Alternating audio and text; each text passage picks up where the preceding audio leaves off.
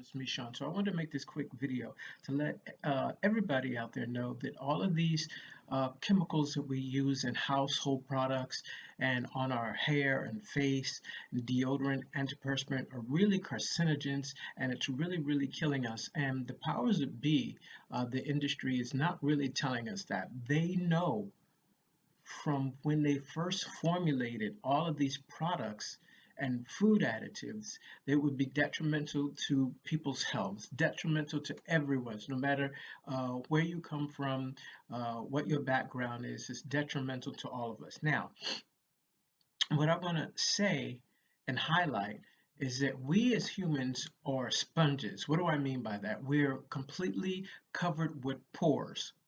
Pores have two processes. They exhale and they inhale.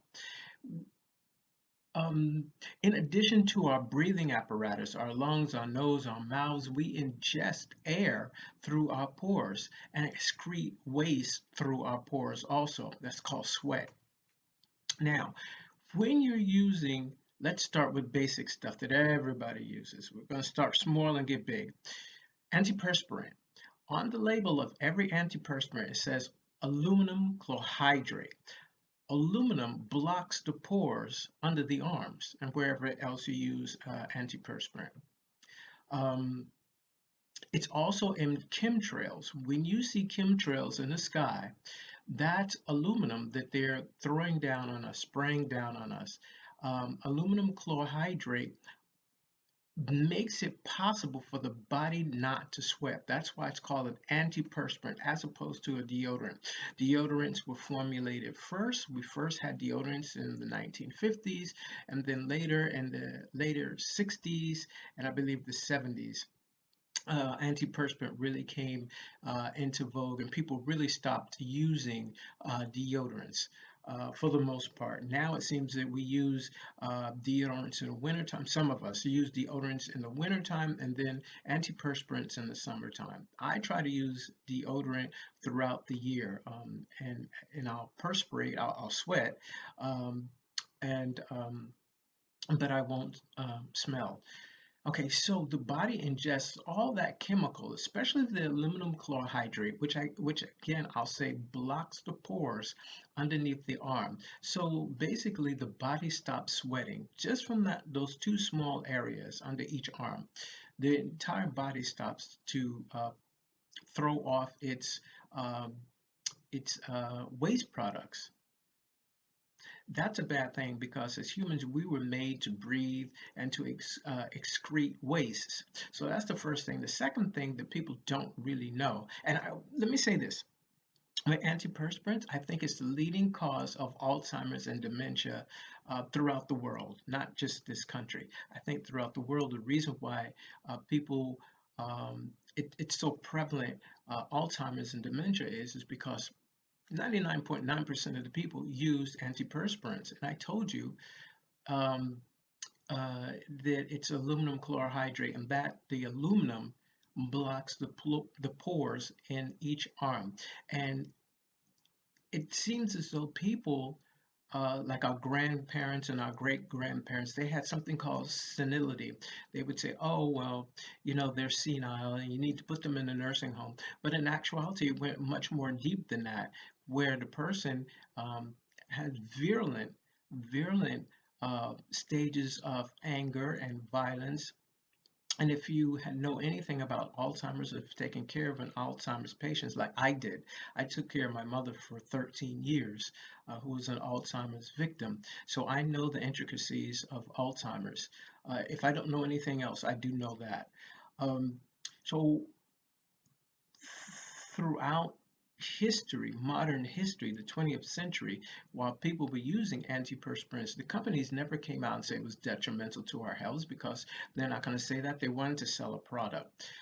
But they knew from the outset that these things would be detrimental to humans' health. Now, the second thing I want to mention is hair dyes and hair rinses. A lot of, let's say, women use that. That's why in the very beginning, a lot of people thought that Alzheimer's and dementia was classified only with women because so many women dyed their hair and used hair dye rinses. Um, uh, to color their hair, whether they were coloring it black or brunette or whatever color they were dyeing it. Again, the body is covered with pores, and we probably have more pores on our head than we have anywhere else on our body. So the chemicals that color the hair seeps into the skulls, excuse me, into the pore, which is the skin line. Under that is the skull, and then it seeps into and covers the brain. These are my speculations. I'm not a physician. I'm not a chemist, but this is what I am really believing after all this history of people seeing people use different products. Now, adversely, when we use toothpaste, it says on the toothpaste uh, gel canister, whatever you want to, the tube, it says use only a pea-size particle of this product on your toothbrush. But when you watch commercials for any type of toothpaste, it shows a long stream the size of the toothbrush itself that people put on toothbrushes. So the toothpaste is just as long as the toothbrush, which is about uh, this big, right? That's the size of the standard size toothbrush. In fact, I'll get one for you. So here's my toothbrush. You can see the bristles, right? So usually what's advertised is uh, toothpaste being put the entire length of this toothbrush, when in actuality, even on the toothpaste tube, it says a pea size. A pea size to this is actually the size of my finger, the tip of my finger. So see it a little better, like there. So if you're using a pea size, that's all it is. Or if you're using the back portion of the toothbrush, that's all it is. Or the front portion, that's all it is. Look how much space you have on the toothbrush. And now that's the maker of the toothpaste itself telling you that, that for some reason you should only use that much. And in addition to that, it says not to swallow the toothpaste. So why would you use something in your mouth that should only be used in a very small percentage and you can't swallow it? You don't swallow it. And they make it in different flavors, and they make it with saccharin and and pretty colors and different consistencies, but you're not supposed to go beyond what it's labeled on the particular tube. So that's another thing. So we went over deodorant, we went over hair dye and toothpaste. Now, what about household cleansers? Uh, when you clean your bathroom, what do you clean it with? Comet, which is a powder, and you know when you spray powder, when you put down powder on anything, a small percentage, billows up into your face. And if you smell something, you're ingesting it. A great I want to say a great percentage but I don't have PSI. I don't know the pounds per inch of powder that you ingest when you smell something. But I'm telling you, when you smell something, you've already ingested it. It's already in your lungs. Now, when these chemicals get in your body, this is what I'm trying to formulate. When the chemicals get into your body, they're already into your lungs because your pores have um, pulled them in. uh, Adversely, we pour in, how do you say, we squeeze in, for lack of a verb, air and water and all that. Subsequently, we also do it with chemicals. So if we're doing it with chemicals, if you're using Comet, and I'm not saying Comet is the bad product across the board, across the world. I'm just using that for instance. Any type of powder, when you smell it, it's already in your body. Subsequently, those chemicals have to be ingested into the liver and the kidneys. And once that happens on a daily basis, okay, say for instance, you're cleaning your bathroom once a week and you're using a powder form cleanser. It takes 3 years for the liver to heal itself. Um, and it's known as a fatty liver. Now, fatty liver also occurs when you drink a great percentage of alcohol. You'll see a person with a barrel type midsection. They have a fatty liver. Now, and doctors won't tell you that because you have to go through a special examination to see if you have a fatty liver. You have to ask for it, and then they can tell you how to decrease the onslaught of liver cancer and all of that. But things are excreted through the liver, through the kidneys, and it takes a great percentage of time for your body to heal itself. The body does heal itself, but it takes a great percentage of time. It takes a long time. And if you're bombarding your, sounds like I have a Boston accent kind of there. If you're bombarding your system with all these chemicals, it's really bad for our health. Adversely, if you're using um, bleach to clean your bathroom, scrubbing bubbles, or any of those types of chemicals to clean the bathroom, your body's also ingesting it, which is why they put lemon flavor or lemon scent into bleach because bleach has a real pungent smell to it. So the industry figures that if they use something like a chemical to deaden the smell of bleach, that it would be somewhat pleasing and it wouldn't be so harsh on the nose, but the chemicals are still there. Uh, Another reason why plastic gloves came out in the late 1960s, maybe 1950s. Um, Insofar as cleaning the oven, cleaning the bathroom, using household cleansers, is because the industry knew that these chemicals would be detrimental to us. When you touch something, it goes into your body. When you ingest it through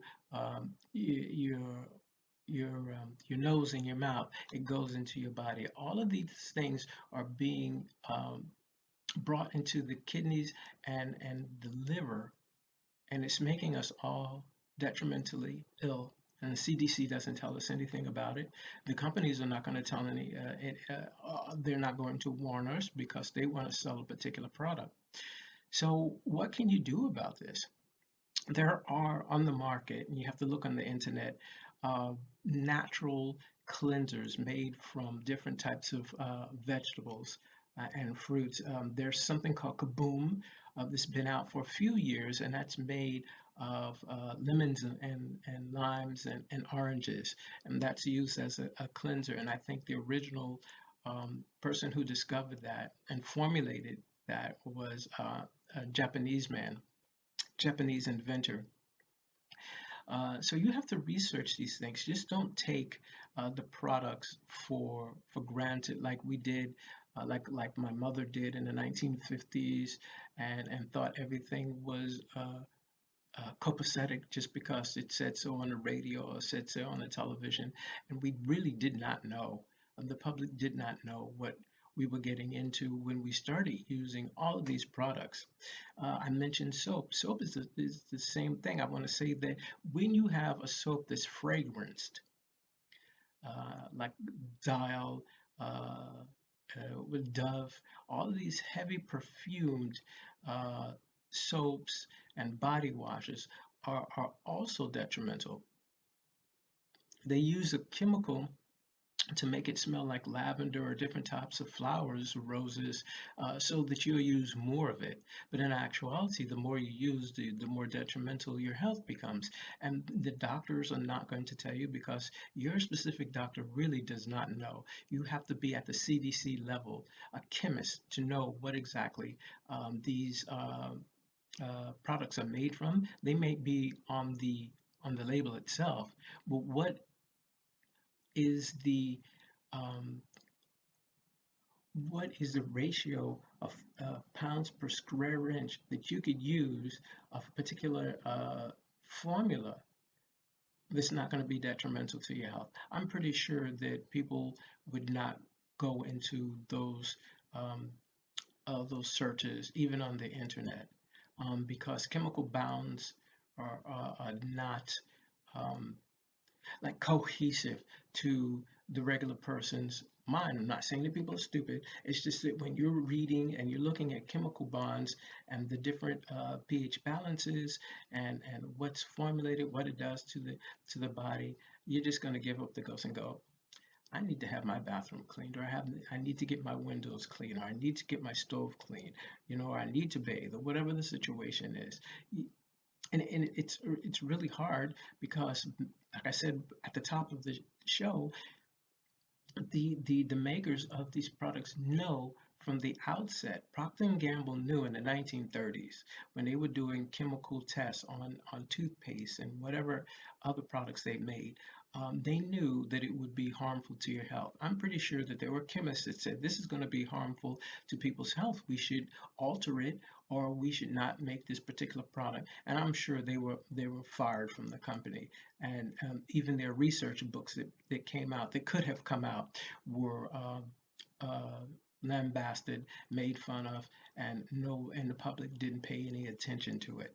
Um, so I just wanted to put into the airwaves that take heed of what you're using in the bathroom. To clean the bathroom, take heed of soaps and fragrances and deodorants and toothpaste and also perfumes and colognes. And this goes for both men and women. Uh, it's bad for your health. It's really killing us. We're a society of pill poppers and needle takers from the hospital because the doctors don't know exactly what's wrong with us, because we all are using, and don't think doctors don't get ill too. You ever hear the term physicians heal thyself? Everybody gets healed, damaged, and take on diseases and the like, whether you're a dentist or a doctor. We all are in the same boat. Some know about the chemical onslaughts better than others, and some will tell and some won't. So I hope you understood what I was saying. And if you want to do further research, please go out there and Google chemicals in the bathroom. And also, I told you a little bit about there's natural chemicals that can be used in the bathroom and for cleaning the house. Look those up. So have a great day, and I'll see you again real soon.